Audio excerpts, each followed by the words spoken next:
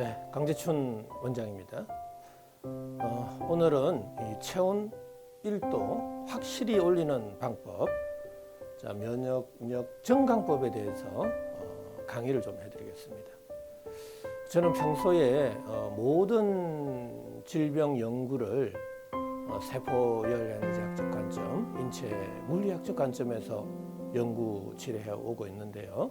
이 면역력 또한 저는 세포열 에너지학적 관점에서 계속 연구 치료하고 있습니다. 면역력이란 질병과 싸워서 이길 수 있는 힘을 말하는데, 저는 단호하게 말씀드리지만 면역은 체온이다라고 저는 한마디로 표현할 수가 있습니다. 면역력이 증강이 된다라는 소리는 체온을 높이는 것이다.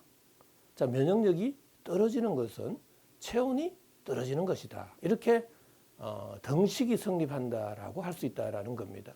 그렇다면은 이 체온 1도 올리는 확실한 방법이 뭔지 제가 그 세포열 에너지학적 관점에서 한번 분석해 드리겠습니다. 일단 면역이란 무엇인가라는 건데요. 이 면역이란 바로 생체의 내부 환경이 외부 인자인 항원에 대하여 방어하는 현상을 면역이다 이렇게 표현하고요. 그 면역력이란 바로 그 항원에 대하여 방어하는 그 힘을 말하는 겁니다. 그래서 면역력이 높다라는 소리는 질병에 걸리지 않는 내 내부 환경이 원활해지고 있다라는 의미가 되겠죠. 그럼 내부 환경이란 뭐냐라는 겁니다. 바로 그것은 제가 항시 주장하는 이 체온 중에서도 신부 체온을 이야기한다라는 이야기죠. 신부 체온은 이 뇌를 포함한 오장육부의 온도를 신부 체온이라 그러고, 이 신부 체온은 항시 37도를 일정하게 유지해 주셔야 됩니다. 유지해 주는 그 기관은 간내의 시상하부인 시상하부에서 우리가 명령을 내리고 있죠. 그런데 체온과 면역과의 관계를 이 그래프를 통해서 한번 조금 더 설명을 드린다면, 우리가 태어날 때 대체적으로 신부 온도는 37도가 되겠죠.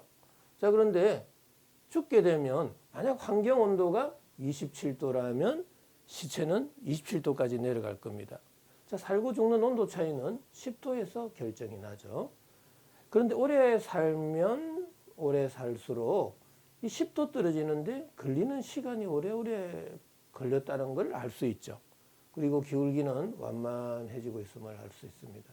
그렇다면 어떠한 생명체가 체온이 안 떨어지고 그대로 유지할 수 있다면 이거는 영생을 뜻하는 거죠. 영생. 이것은 현실적인 용어로 바꾼다면 아주 건강하고 무병장수할 수 있다는 의미로 해석해 볼 수 있겠죠. 병에 걸리지 않는 완벽하게 건강하기 위한 조건이 되는 거죠. 신부 온도 37도를 유지하는 거, 바로 내가 건강을 유지하는 거, 질병에 걸리지 않는 거, 질병과 싸울 수 있는 힘, 바로 면역이다라는 이야기입니다. 바로 체온은 면역이다. 이렇게 우리가 표현할 수 있다라는 이야기입니다. 그런데 여기서 이 신부 온도가 내려갈 경우에는 체온 조절 중추 시상하부에서 명령을 내려버립니다. 여기서 하나 좀 알고 넘어가야 될 것은 두피를 포함한 사지의 온도는 피부 온도입니다. 그래서 신부와 피부가 시소 게임을 하고 있다라는 사실인데요. 신부 온도가 올라갈 때는 피부 온도가 내려가게 되고요. 신부 온도가 내려갈 때는 피부 온도를 높여서 항시 체온 37도를 유지하고 있다라는 사실입니다. 그러면은 피부 온도가 올라간다라는 의미는 바로 그게 염증이 된다라는 거고, 염증이라는 것은 질병의 시작이라는 겁니다. 질병의 시작, 질병이 자주 걸리게 된다라는 의미는 면역이 떨어졌다라고 할 수 있겠죠. 면역이 떨어졌다라는 의미는 신부 온도가 내려갈 때 면역이 떨어진다라는 이야기입니다. 그래서 저는 면역과 체온은 등식이 성립을 할 수 있다라는 이야기예요. 그래서 심부 온도가 내려갈 때 면역력이 떨어진다라고 저는 할 수 있다라는 이야기입니다. 자, 그렇다면은 심부 온도가 내려가게 되면 어떤 면역력이 떨어지는지를 한번 제가 설명을 드릴게요. 자, 심부 온도가 내려갈 경우에는 인체에서의 생리적, 병리적 변화가 생기게 된다라는 이야기입니다. 자, 첫 번째로는 피부의 온도가 올라갑니다. 상대적으로 심부의 혈관은 수축이 되고 피부의 혈관은 확장이 되겠죠. 그래서 여러 가지 모세 혈관이 확장이 된다거나 또 외부에서 자극이 갈 때 피부가 멍이 잘 든다거나 특히 노인분들은 멍이 잘 들죠. 바로 그거는 피부 온도가 올라가 있는 상태 또 모세 혈관이 확장되어 있는 상태에서는 조금만 자극이나 충격이 가더라도 출혈이 쉽게 된다라는 이야기입니다. 자, 피부 온도의 상승이 바로 염증이다라고 이렇게 표현할 수가 있습니다. 자, 이 염증성의 질환들은 너무나 많죠. 발적, 또 발진, 홍조, 홍반, 따가움, 화끈거림, 심한 경우는 통증, 색소 침착 등이 나타날 수 있는데요. 이러한 피부 온도가 상승이 될 때 염증이 된다라는 거고 이 염증이 된다라는 소리는 그만큼 질병에 잘 걸리게 된다. 면역력이 떨어지게 된다라고 이야기할 수 있을 겁니다. 자, 두 번째로는 심부온도가 내려갈 경우 실제 면역력이 떨어질 경우에는 이 표면 장력이 약화될 수 있다라는 이야기죠. 자, 표면 장력의 약화는 온도가 올라갈 때 표면 장력은 약해집니다. 그래서 압력과 밀도가 낮은 공간으로 이 밀어내는 힘이 세지게 됩니다. 자, 그럴 때 조직에 변형이 오는데 돌출, 비대, 정식, 팽창과 같은 융기성의 증상이 생길 수 있습니다. 자, 구진, 팽진, 수포, 농포, 결절, 종기, 종양과 같은 조직의 변형, 융기성의 증상이 생기는 이유도 바로 피부 온도가 올라가서 표면 장력이 약해져서 생길 수 있다. 바로 면역력이 떨어질 때 생길 수 있다라는 이야기입니다. 자, 세 번째로는 모공이 닫혀버립니다. 심부 온도가 내려가면은 체온을 유지하려고 체열의 방출을 줄이게 되겠죠. 바로 그때 손발 끝에서부터 서서히 모공을 닫아버립니다. 자, 모공이 닫힌 이후에 우리는 밥을 먹고 활동을 하면 열은 발생하는데 그 열 에너지가 내 몸 바깥으로 원활하게 나갈 수가 없습니다. 바로 그때 강제적으로 열 에너지를 방출하게 되는데 그때 바로 가려움증이 생긴다라는 이야기입니다. 소양증이 생기게 된다라는 이야기죠. 자, 그 이외에도 모공이 장기간 닫히게 되면 피부로의 수분 공급량이 줄어들고 피부는 건조, 균열, 태선화 현상이 생기게 되고요. 자, 각질과 각질 사이에 수분 공급량이 줄어들다 보니까 점착성이 줄어들게 됩니다. 그래서 각질이 떨어져 나가는 인설, 가피, 비듬과 같은 탈락성의 증상까지 생길 수가 있습니다. 자, 심부온도 저하시 마지막인데요. 땀 분비가 감소할 수 있다라는 이야기죠. 자, 무한증이 생길 수 있다. 땀이 잘 안 나는 사람들, 땀이 잘 안 나는 아이들도 그러면은 심부온도가 내려갔다. 면역력이 떨어졌다라고 볼 수가 있겠습니다. 자, 그리고 한편에서는 국소다한증이 생깁니다. 자, 모공이 닫힌 이후에 우리는 밥을 먹고 활동을 하면 열은 발생하는데 그 열 에너지는 전도, 대류, 복사, 정발 네 가지 타입으로 구멍, 관절, 마찰이 많은 쪽으로 열이 쏠려서 방출이 됩니다. 바로 그때 이 얼굴이라든지 겨드랑이라든지 사타구니, 손바닥, 발바닥 쪽으로 열이 쏠려서 방출이 될 경우에는 바로 국소다한증이 생기고 있다라는 이야기죠. 자, 애들한테 그러한 증상이 나타났을 경우는 바로 심부온도가 내려갔다, 면역력이 떨어졌다라고 볼 수 있겠죠. 자, 이러한 다양한 증상들, 심부온도가 내려갔을 경우, 자, 면역력이 떨어질 경우에는 이러한 증상들이 나타날 수 있습니다. 항시 면역력을 어떻게 올릴까를 고민하시는 분들이 너무나 많은데 면역력을 높이는 방법은 바로 심부 온도를 높이는 방법이다라고 보시면 되겠습니다. 자, 면역력이 약화되는 발생 기전에 대해서 한번 설명을 드리겠습니다. 바로 면역력의 약화는 질병 발생의 가능성이 높아지는 거죠. 그래서 면역력의 약화는 바로 질병과 동일하게 보시면 됩니다.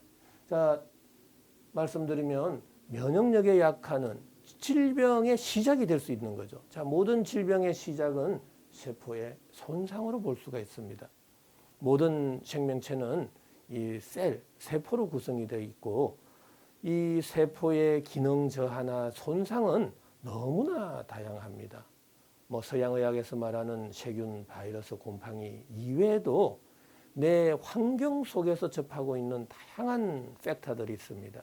압력, 온도, pH, 전기장, 자기장, 또 물리화학적인 자극, 저산소증, 전해질, 중금속, 이온, 또 약물, 수술, 환경 여건. 자, 이 이외에도 다양한 음식물의 점도, 경도, 산도, 표면적 등에 따라서도 내 몸 속으로 들어온 음식물들이 내 세포막을 통과함에 있어서 어려움이 있을 수가 있습니다. 바로 그때 세포의 손상이나 세포의 기능 저하에 놓이게 되고 그때 미토콘드리아가 정상적인 활동을 할 수가 없게 됩니다. 바로 ATP의 합성의 장애가 생기고 열 에너지 발생량이 감소하게 됩니다. 자, 그렇다면 뇌를 포함한 오장육부의 온도, 심부 온도죠. 이 심부 온도가 내려가게 된다라는 이야기입니다. 심부 온도가 내려가면 체온 조절 중추 시상 하부에서는 가만히 안 있습니다. 체열의 방출을 줄이게 되는데 손, 발 끝에서부터 서서히 모공을 닫아버린다라는 이야기입니다. 자, 모공이 닫힌 이후에 우리는 밥을 먹고 활동을 하면 열은 발생하는데 그 열이 방출이 안 될 때 어느 한쪽으로 열이 쏠릴 수밖에 없겠죠. 자, 구멍, 관절, 마찰이 많은 쪽으로 열 에너지는 중첩, 교차 현상이 생기게 되고 이 중첩, 교차되는 지점에 조직의 온도, 피부 온도, 점막의 온도가 상승이 됩니다. 바로 이때 염증이 되는 거고요. 이 염증 반응은 서양의학에서는 이렇게 한 3가지 정도로 요약 정리하고 있습니다. 자, 알레르기 과민 반응이 생긴다. 또 자가 면역성의 반응이 생긴다. 또 염증성의 반응이 생긴다라는 이야기죠. 여러 가지 항체 반응에 의해서 염증이 발생하는 경우 또 자기를 비자기로 여겨서 자기를 공격한다라는 자가 면역설 똑같은 개념으로 염증이 발생하는 과정인데 저는 세포 열 에너지학적 관점, 인체 물리학적 관점에 있어서는 바로 이러한 3가지는 피부 온도가 높아서 생기는 반응이다, 현상이다라는 이야기입니다. 바로 염증이 생긴다라는 건데 이 염증이 자주 생긴다라는 의미는 바로 질병이 자주 생긴다라는 거고요. 질병이 자주 생긴다라는 의미는 면역력이 떨어졌다라고 말할 수 있겠죠. 자, 염증이 자주 생기는 사람들은 면역력이 떨어진 거죠. 면역력이 떨어졌다라면 결론은 심부 온도가 떨어졌다라는 것과 같은 개념으로 보시면 된다라는 이야기입니다. 자, 그렇다면 면역력을 증강시키기 위한 방법은 무엇이 있을까요? 바로 이 발생 기전을 역으로 역추적하게 되면 이 면역력을 높이는 치료 방법이나 치료 원칙을 세울 수 있다라는 이야기죠. 자, 한번 보시면은 면역력이 떨어진 이유, 염증이 생기는 이유는 피부 온도가 올라간 겁니다. 그래서 내 몸의 피부 표면의 온도를 낮춰줘야 된다라는 사실이고요. 두 번째로는 모공이 닫혀버린 겁니다. 그래서 닫혀져 있는 모공은 열어줘야 된다라는 이야기죠. 자, 모공이 닫힌 이유는 심부 온도가 낮아서 닫힌 거죠. 그래서 심부 온도를 높여주자라는 이야기입니다.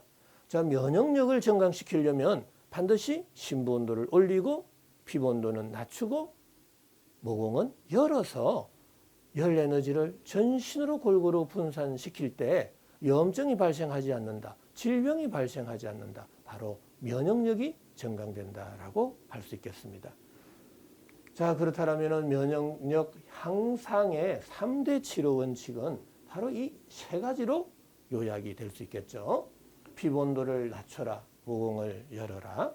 자, 그런데 이 두 가지만을 생각해 보면 이 두 가지는 절대로 서로 공존할 수가 없다라는 사실입니다. 자, 사우나에 가면은 모공은 열리지만 피부 온도는 올라가 버리고요. 아이스팩을 대면 피부 온도는 내려가겠지만 모공은 닫혀 버립니다. 그래서 이 두 가지는 동시에 일어날 수가 없습니다. 그래서 면역력을 높이는 방법이 마땅치 않다라는 이야기인데요. 저는 이 두 가지를 동시에 만족시켜 줄 수 있는 유일한 방법은 바로 낮아져 있는 몸속 온도를 올리는 방법밖에 없더라라는 사실이죠. 자, 이것을 좀 그림을 그려서 한번 설명을 해 본다라면,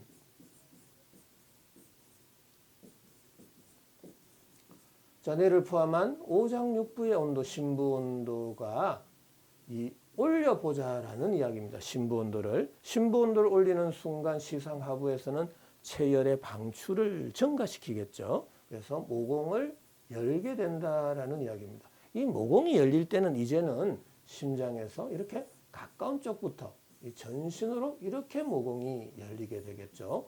열 에너지는 골고루 분산이 되고 손, 발 따뜻해지고 배도 따뜻해질 수 있겠죠. 자, 모공이 열릴 때 땀의 분비는 증가됩니다. 자, 이때 땀은 액체가 되는 거고요.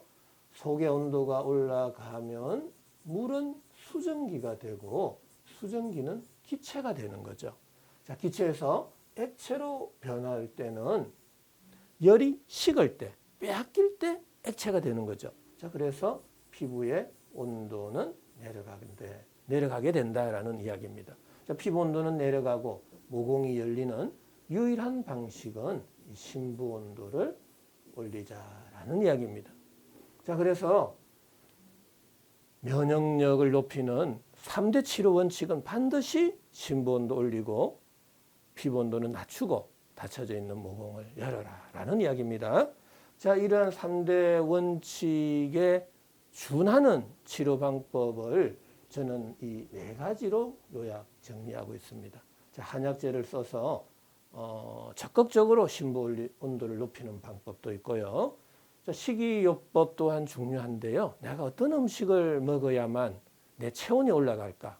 또 어떤 음식을 피해야 하는지도 잘 이해해 주셔야 됩니다. 그 다음에 생활요법 또한 항시 내 주변의 온도는 좀 따뜻한 게 좋습니다. 차가운 것보다는 따뜻한 게 좋습니다. 하지만 대부분의 면역력이 떨어진 사람들은 나는 열 체질이다라고 생각하는 분들이 의외로 많습니다. 왜? 자꾸 모공이 닫혀서 구멍이 많은 이 상체 쪽으로 열이 쏠리게 됩니다. 그래서 대뇌에서는 판단할 때 나는 열이 많은 사람이야 라고 판단하는 경우가 많습니다. 오히려 그러한 열이 많다라고 느끼는 사람들은 오히려 더 몸을 좀 더 따뜻하게 해서 모공을 열어주는 생활 패턴으로 좀 바꿔주셔야 맞는 생활 패턴이 되는 겁니다. 자, 그 다음에 운동요법입니다. 항시 운동은 좋죠. 그런데 운동을 할 때는 너무 추운 곳에서 하지 마시고 또 물속에서 하는 운동은 조금 삼가해 주시는 게 좋습니다. 뭐 여름철에는 관계없지만 추운 좀 가을, 겨울에는 되도록이면은 뭐 실내에서 운동을 한다든지 또 항시 뛰는 운동, 뛰어서 땀을 내는 운동, 등산을 하는 것도 저희들은 권장을 하고 있습니다. 자, 대체적으로 이 면역력을 키우는 하나의 6가지 생활 방식을 제가 한번 대표적인 거 6가지로 한번 요약 정리를 해봤습니다. 자, 평소에 절대로 이 찬물을 먹지 않는 습관을 길러주셔야 됩니다. 우리가 쉽게 생각해 보세요. 내 몸속 온도는 37도인데 37도보다도 낮은 물을 먹을 경우, 음식을 먹을 경우에는 내 몸속 온도는 내려갈 수 있습니다. 자, 뭐 아이스크림이라든지 팥빙수라든지 이런 것도 영향을 주겠죠. 냉콩국수, 냉칼국수. 되도록이면 좀 따뜻한 음식을 드시는 게 가장 중요합니다. 자, 되도록이면 찬물을 먹지 않는다라는 이야기고요. 그리고 옷을 얇게 입지 않는다. 항시 좀 두툼하게 입어주는 게 좋습니다. 긴팔, 긴바지, 항시 런닝은 입어주는 게 좋죠. 대부분 또 덥다고 생각하기 때문에 옷을 벗거나 이불을 안 덮거나 하는 경향이 많습니다. 절대로 그래 하지 마시고 땀이 나더라도 옷을 좀 두툼하게 입는다든지 또 이불을 적극적으로 덮고 자는 습관을 가져주셔야 됩니다. 자, 하루 세 끼를 꼭 한다라는 이야기입니다. 쉽게 생각해 보시죠. 자, 여러분들은 밥을 먹는 이유는 뭘까요? 저는 단 한마디로 말씀을 드린다라면 심부 온도를 유지하기 위해서 밥을 먹어야 하는 겁니다. 자, 밥이라는 것은 에너지원이죠. 탄수화물, 지방, 단백질을 섭취해서 그 하나하나의 물질들이 내 세포로 들어가서 세포에서의 열 에너지 대사를 하는 과정 속에서 심부 온도가 유지되는 겁니다. 그래서 밥을 굶게 되면 심부 온도가 내려가게 되고 면역력이 떨어지게 되는 겁니다. 자, 그런데 요즘에 어떤 절식을 한다, 단식을 한다라는 사람들이 굉장히 많은데 저는 체중을 빼더라도 꼭 세 끼를 먹어가면서 체중을 빼주십사라는 부탁입니다. 그래서 두 끼를 먹거나 한 끼를 먹게 되면 심부 온도는 내려가고 면역력은 떨어질 수밖에 없다라는 이야기입니다. 자, 그 다음에 네 번째로는 기름진 음식, 가공 음식은 삼가하는 것이 좋습니다. 자, 기름에는 식물성, 동물성 따지지 않습니다. 기름은 대체적으로 불포화 지방산과 포화 지방산으로 나누어지죠. 근데 아무리 식물성 기름이라 해도 불포화 지방산과 포화 지방산이 같이 혼재되어 있는 경우가 너무나 많습니다. 즉 혼재되어 있다라면 불포화 지방산만 내가 먹을 수가 없다라는 사실이죠. 자, 포화 지방산이 함께 섭취하게 되는데 포화 지방산은 내 몸 속에서 잘 분해가 되지 않습니다. 자, 분해가 되지 않는 음식을 드신다라면 내 몸에서 산화가 안 된다. 산화가 안 되면 열이 발생하지 않는다. 열이 발생하지 않으면 심부 온도는 내려가게 된다라는 이야기죠. 자, 심부 온도가 내려가면은 체온 조절 중추 시상 하부에서는 명령을 내리겠죠. 모공을 닫아버리고 또 한편에서는 열의 쏠림 현상이 생기기 때문에 피부 온도가 올라가게 됩니다. 피부 온도가 올라가게 된다라는 의미는 바로 염증이 발생하고 질병이 발생할 가능성이 많다라는 의미죠. 바로 면역력이 떨어져 버린다라는 이야기입니다. 그래서 반드시 이 기름진 음식보다는 기름을 뺀 살코기 위주로 드시는 게 중요합니다. 자, 그리고 가공 음식 또한 삼가해 주셔야 됩니다. 모든 가공이 된 음식들은 상품화가 됐습니다. 자, 상품화가 됐는데 몇 개월이 돼도 썩지 않는 이유는 무엇일까요? 바로 방부 처리를 한 것이죠. 자, 방부제를 넣을 수도 있고 항산화제를 넣을 수도 있고 보존제를 넣을 수도 있다라는 사실입니다.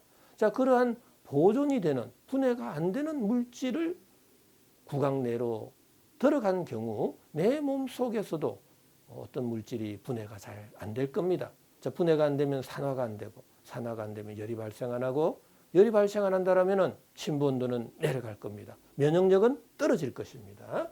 자, 그 다음에 익힌 음식, 국을 좋아하는 거 좋습니다. 항시 음식은 부드러워야 됩니다. 다른 초식 동물들은 생 야채를 식물을 그냥 뜯어서 먹을 수가 있습니다. 자, 소들, 낙타, 말들은 대sek인 위가 있습니다. 자, 그러한 동물들은 먼저 풀을 뜯어서 또 다른 위장에 저장을 하게 됩니다. 자, 그 저장하는 동안 자기의 체열을 이용해서 숙성을 시키고 있는 거죠. 자, 숙성이 된 이후에 다시 끄집어내서 소화, 분해, 흡수 과정을 거치게 된다라는 사실입니다. 하지만 사람은 대식임 위가 없습니다. 그래서 반드시 익히고 데치고 절이고 삶고 발효된 음식을 먹는 것이 좋습니다. 생식을 먹는다거나 딱딱한 음식, 거친 음식, 그러한 음식은 절대로 좋지 않습니다. 바로 면역력을 떨어뜨릴 수 있다라는 이야기가 됩니다. 자, 그 다음에 마지막입니다. 운동은 일주일에 한 3, 4일 정도로 해주시고 일에 한 1시간 정도 해서 흠뻑 땀이 나는 게 좋습니다. 자, 하지만 외부에서 열을 가해서 땀을 내는 것은 결코 원치 않습니다. 자, 면역력을 높이는 방법. 어려울 수도 있지만 알고 나면 쉽습니다. 자, 그동안에 어떤 것이 면역력인지, 어떻게 해야 면역력을 높이는 것인지, 과연 면역력은 무엇인지에 대해서 엄청 고민 많이 하셨을 겁니다. 하지만 저는 세포열 에너지학적 관점, 인체 물리학적 관점에서 계속 연구 치료하고 있습니다. 면역력은 바로 심부 온도를 유지하는 것이다라고 말씀드릴 수가 있습니다. 심부 온도가 내려갈 때는 면역력이 떨어진다. 자, 그래서 면역력을 높이려면 낮아져 있는 심부 온도를 높여야 된다라는 이야기입니다. 심부 온도를 높이는 방법 너무나 많습니다. 하지만 반대로 심부 온도를 낮추는 방법 또한 너무나 많습니다. 내가 어떤 행동을 하고 어떤 음식을 먹어야 되고 어떻게 자야 하는지를 정확하게 그 기준을 설정할 때, 또 그 기준을 이해할 때 우리는 면역력을 높일 수 있다라는 이야기입니다. 자, 지금까지 면역력을 향상시키는 방법, 자, 체온 1도를 확실하게 높이는 방법에 대해서 설명드렸습니다.